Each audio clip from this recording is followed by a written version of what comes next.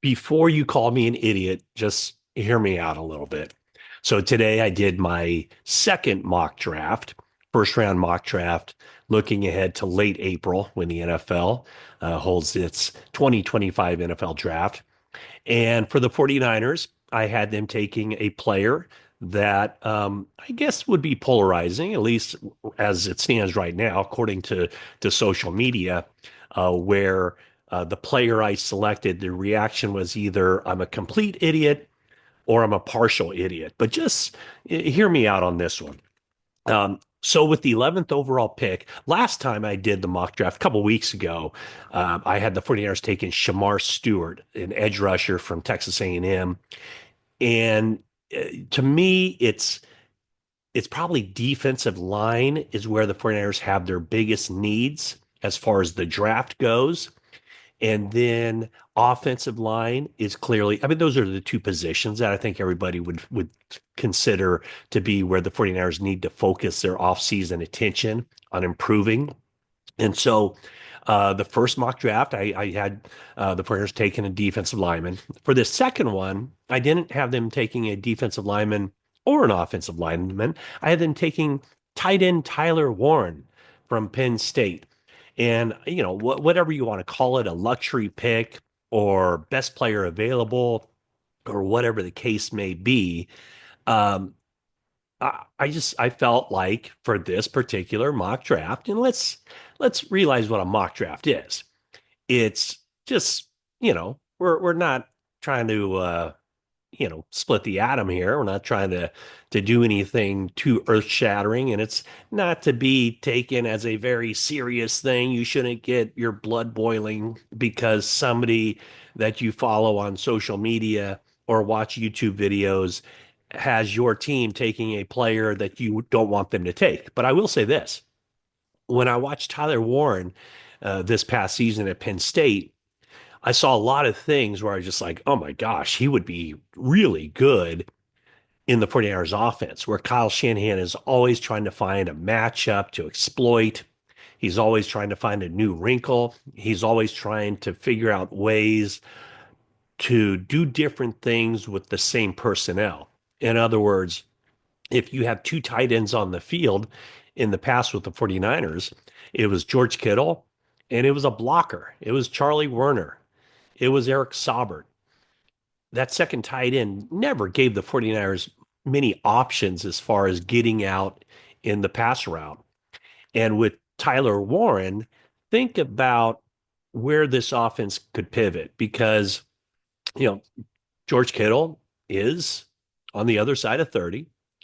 He's entering the final season of his contract. Now, 49ers probably should look to extend him. And also with Kyle Juszczyk, a year ago, they basically gave him an ultimatum to take a pay cut, and he lowered his base salary to what was it, to $1.2 million dollars. This year, his base salary is 4.1 million. So if the 49ers asked him to take a pay cut a year ago, who's to say they're not going to do the same thing this year? In fact, I kind of think it would be expected. So the 49ers have been predominantly a two-back offense, whereas a lot of teams in the NFL don't do two backs. They could easily pivot to a two tight end offense where uh, maybe not the bulk of their snaps, but a large percentage of their snaps, 50% of their snaps could be with two tight ends. And with Tyler Warren, you're talking about a guy that you could move around the formation, just like George Kittle. I think the Green Bay Packers used two tight ends more than any team in the league this past season at around 35%, something like that, 36%. And so with the 49ers, you could get that up around 50% with having Tyler Warren line up on occasion in the backfield to give you a fullback look. You could have him in the slot. You could have him on the line of scrimmage. You could do a number of different things. Here's one thing about Tyler Warren, which is it kind of lends itself. And again, don't call me an idiot quite yet. 6'6", 250 pounds. Last season at Penn State, 104 catches for 1,233 yards and 8 touchdowns. He also ran the ball 26 times for 18 yards. That's an 8.4 yard average per running attempt with 4 touchdowns. I know a lot of people have talked about the 49ers short yardage offense. Well, you could have a 250 pound back in the backfield for those 3rd and 1 types of plays. Now, would that be all the time? Maybe not. Would it be none of the time? I don't know about that, but it gives the 49ers that option. Or as a lead blocker for Christian McCaffrey, a healthy Christian McCaffrey behind him. He's also, I shouldn't even mention this, but he did complete 3 passes last year with Penn State as well. So that might be something in the 49ers offense that would, you know, pop up once or twice a season. But let's not get sidetracked there. I just think with where the 49ers roster is, it's time to start thinking about somebody after Kittle, even though Kittle's, it doesn't look like he's going away anytime soon.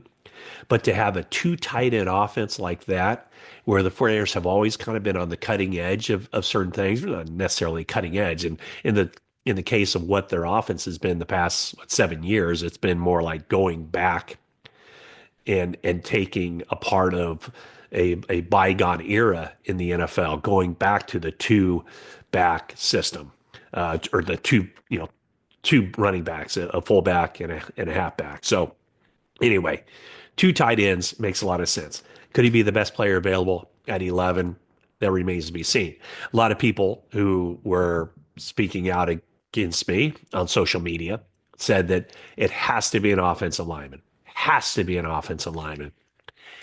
Here's why I hesitate before just saying 49ers should get the best offensive lineman on the board whenever they pick at 11. It's not that easy for a offensive lineman to step out of college football and make an impact in the NFL. And I'll look to last season as an example. Now, I will also say that a lot of these offensive linemen, or more of these offensive linemen, will continue to get better over time.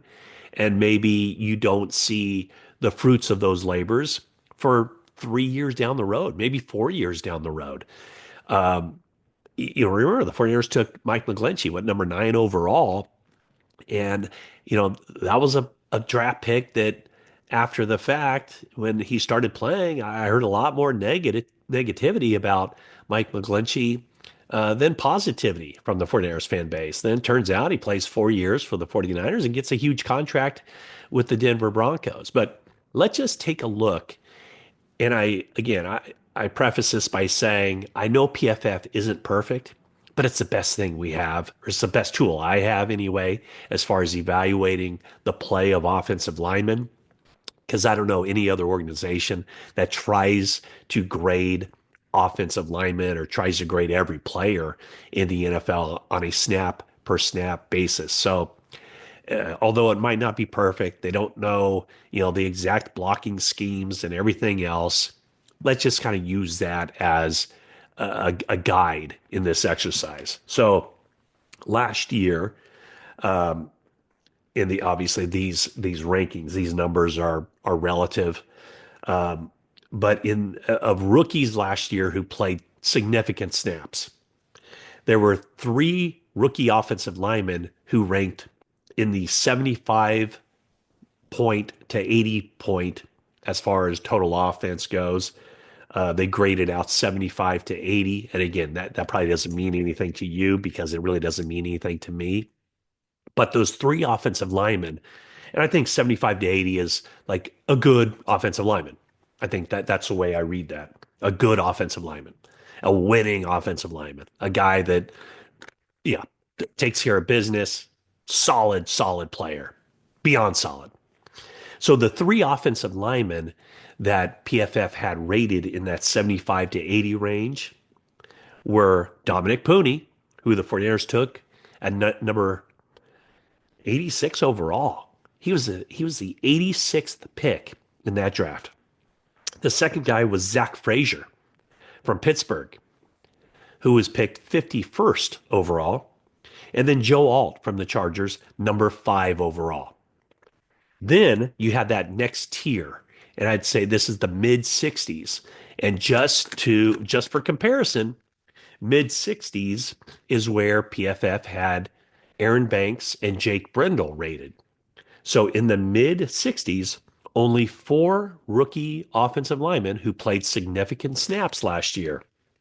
And those players were in order DJ Glaze from the Raiders at 77. That's where he was selected, 77th overall. You had Roger Rosengarten from Baltimore. He was selected at 62 overall. You have Talise Fuaga from the Saints. He was a 14th overall selection, 14th, so middle of the first round. And then Cooper Beebe from Dallas, who was 73rd. He was the 73rd pick in that draft.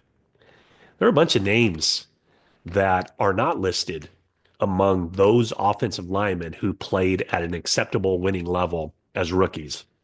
Some of these are injuries, whatever the case may be, but I'll just tick it off. The guy's not listed among those rookies who played well, who produced as rookies. J.C. Latham, he was a seventh overall pick, Tennessee.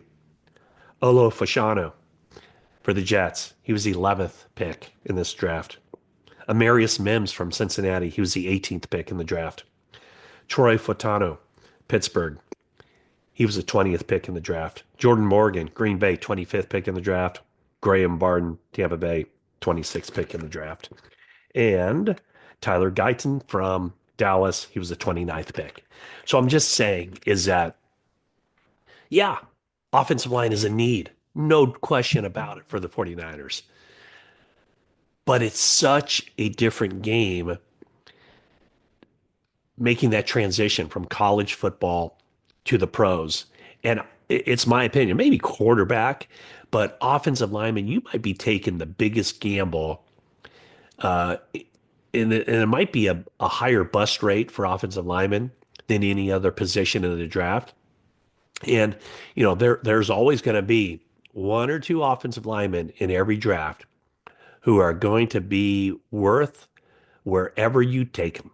If you took them number one overall down the line, you're going to be saying, we made a good pick. But it's rare. And there are, Trent Williams, obviously, a high draft pick for Washington back in the day.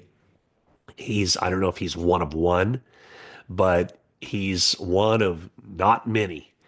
And for the 49ers system that requires athleticism, strength, being able to think on the fly, knowledge of the game, making those adjustments, everything else, it's a big ask. And not everybody can do it. And so my thinking was, again, a mock draft, take it for what it's worth. My thinking is that, at least my initial thinking is that the 49ers should not take an offensive lineman at number 11 unless they freaking love the guy and they see all those traits. Otherwise, wait until round two. Wait until round three. Pick a couple up in round four if they want, because that's in that range, 86. That's where they got Dominic Pooney. And whoever they take, don't just assume as an offensive lineman that that player is going to be an immediate upgrade over whoever they already have. So that's why I went with Tyler Warren. I think that he can make an impact. He's a playmaker. He has a lot of versatility to help the 49ers in so many different ways. And, think of the last time the 49ers had two all around tight ends that they could count on to do everything, to run block, to, heck, on occasion, stay in and pass protection, to run routes, to make plays, to catch the ball, to make yards after the catch, all that. I mean, it's been a long time. Vernon Davis and Delaney Walker, that didn't work out too poorly for the 49ers. So there will be a time that the 49ers need to move on from George Kittle. I know 49er fans don't want to think that way. When will that time come? Maybe it'll be down the road. Will it be within the next 4 seasons? I don't know. But Tyler Warren is somebody that, even with Kittle, There's a role for him. There's a way that he can still be on the field 75% of the snaps. There's a way for them to be together on the field 40 to 50% of the time. Give Kittle more breaks during the game. I don't know. Throwing it out there. I just think that he's a unique talent and a playmaker, a difference maker. And we saw what Brock Bowers did for the for Las Vegas this season as a rookie, where they selected him, his production. Should he have been a first team All Pro? I don't think so. I think he should have been George Kittle. But uh, in this mock draft, I have the 49ers taking Tyler Warren at number 11. Okay, so I got to, my next mock drafts are coming up.